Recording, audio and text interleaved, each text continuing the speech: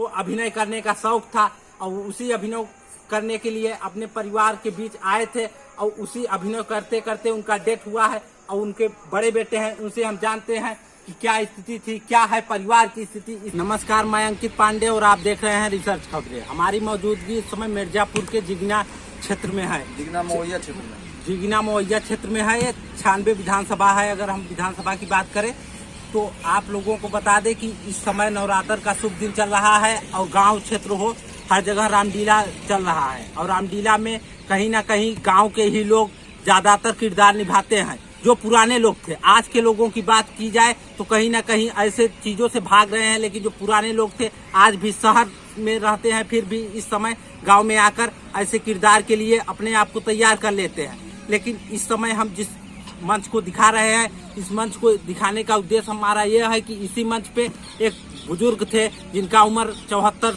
साल बताया जा रहा है, जिनका नाम कुंवर बहादुर सिंह बताया जा रहा है। इसी मंच पे अभिनय कर रहे थे और अभिनय करने के दौरान क्या हुआ कि अचानक उनका तबीयत खराब होने लगा। और ये जो आप पोस्टर देख रहे हैं, इसी के पीछे वो भागे छुपने के लिए। और यहाँ के गांव के लोगों से जब बात किया गया कि वो क्या कैरेक्टर करते थे तो पता चला कि पिटहुआ राजा का कैरेक्टर हर कोई नहीं कर पाता, क्योंकि अगर रामलीला में देखा जाए तो दर्शकों को जो बांधता है कैरेक्टर, वो कहीं ना कहीं वही कैरेक्टर होता है और उसी को देखने के लिए दूर दराज से लोग आते हैं। और आप लोगों को बता दें कि हम इस समय जिस पे बैठे हैं उसका नाम है जय मां संतोषी आदर्श रामलीला समिति तिवारीपुर मवैया जिगना मिर्जापुर। आप लोगों को बता दें कि कैमरामैन से कहेंगे कि चारों तरफ की दृश्य दिखा दे कि इतना बड़ा ये फील्ड है और ये फील्ड भर जाता था। जब गांव के लोगों से बातचीत हुई तो गांव के लोग बता रहे हैं कि ये पूरा फील्ड भर जाता है। हमारे साथ एक आदमी जी है, उनसे हम बात करते हैं। सबसे पहले अपना परिचय बता दीजिए। जी सर, रमेश बिंद, जिला अध्यक्ष मिर्जापुर जी। आप उस समय थे जब इनके साथ जी हमें लगाए थे उनके ऊपर सब कुछ आप ही लगाए थे जी। तो हम लोग सजावटी में रहते हैं। कैसे वो कब से कर रहे थे ये कैरेक्टर? ये हम लोग पैदा नहीं हुए हैं तब से रामलीला खेल रहे हैं, तब से रामलीला खेल रहे हैं। तो कहीं ना कहीं उनका तबीयत खराब होने के पीछे क्या उनका तबीयत खराब होने का रीजन तो कोई हम समझ में नहीं पाए। हम लोग तो समझ रहे हैं कि भैया स्वस्थ हैं। नहीं, आप लोग अगर उनका तबीयत खराब हुआ तो डॉक्टर ले गए, डॉक्टर ने क्या बताया? डॉक्टर ने मृत्यु घोषित कर दिया। वो बताया नहीं, कारण नहीं बताया, मृत्यु घोषित कर दिया। क्या आगे लगता है कि रामलीला आगे चलेगा कि नहीं? आगे चलेगा, आगे चलेगा, आगे रामलीला चलेगा जी चलेगा आगे। आप लोगों को बता दें कि जिनका डेथ हुआ है उनका भी इच्छा हुआ होगा कि कहीं ना कहीं ये रामलीला सकुशल संपन्न हो। उसी को देखते हुए यहाँ गांव के लोगों ने ये डिसाइड किया है कि रामलीला को आगे बढ़ाएंगे और पूरा करेंगे, तो उनका कहीं ना कहीं उनकी आत्मा को शांति होगी। क्योंकि हम इस कैरेक्टर को कर रहे थे और हमारा उद्देश्य था कि हम पूरे रामलीला को आगे बढ़ाएं और संपन्न करके फिर अपने पैसा कमाने के लिए या फिर रोजी रोटी कमाने के लिए बाहर निकल जाए, उसी के लिए आए थे। लेकिन क्या संजोग था कि ऐसी घटना हो गई है। इसके और भी उनके परिवार से जानेंगे और इसी के साथ आप वीडियो के साथ जुड़े रहे। आगे की जानकारी हम उनके परिवार से लेंगे और तब आप लोगों को बताएंगे। धन्यवाद।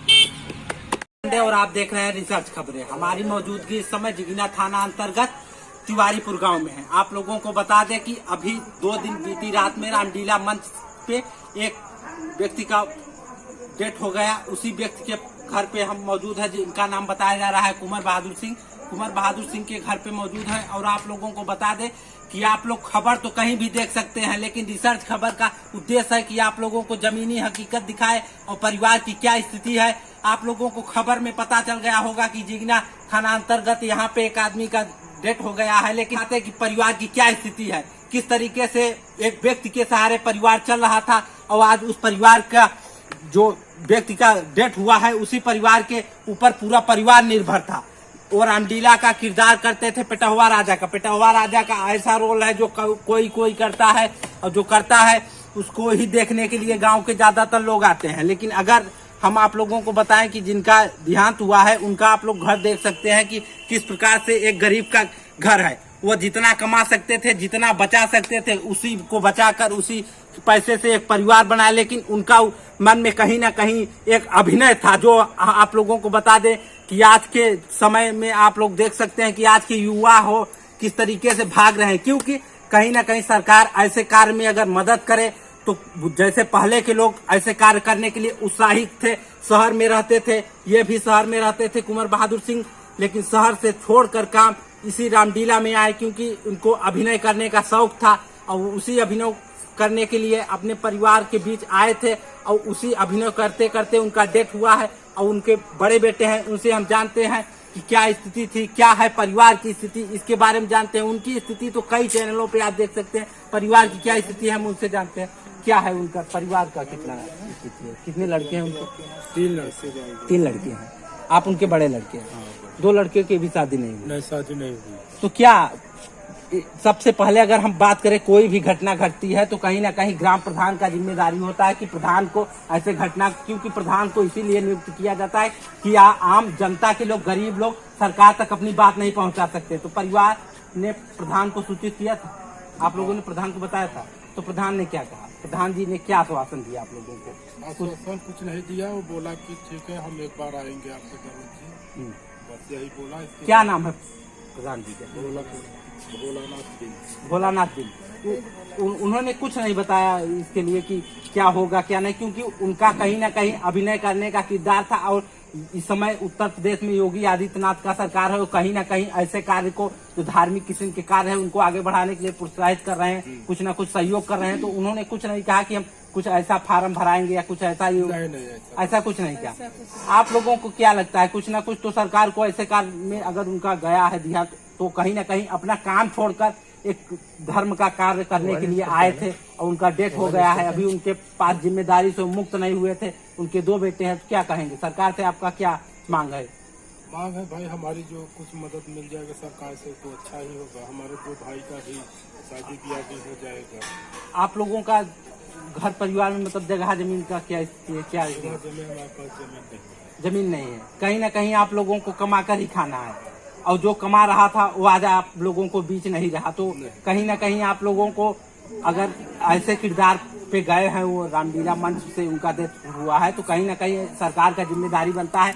क्योंकि अगर ऐसे रामलीला मंचों को सरकार आगे बढ़ाना चाहती है तो जो बुजुर्ग लोग इसमें काफी दिन से काम कर रहे हैं, उन लोगों का अगर कहीं ना कहीं अगर देहांत होता है या फिर वो अपने परिस्थिति से परेशान है तो उनका मदद करेंगे, तभी तो आगे वो उत्साहित होंगे और आगे के युवा काम करने के लिए इसमें प्रेरित होंगे। तो क्या आप लोगों को लगता है कि सरकार को मदद करना चाहिए? जी, इसमें इस कार्य में सरकार को मदद करना चाहिए। देंगे तो भाई अच्छा है, खेत बाड़ी कुछ नहीं है।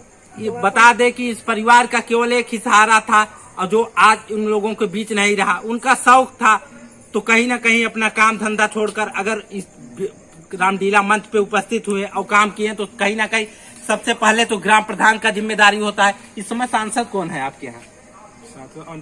अनुप्रिया पटेल है। और विधायक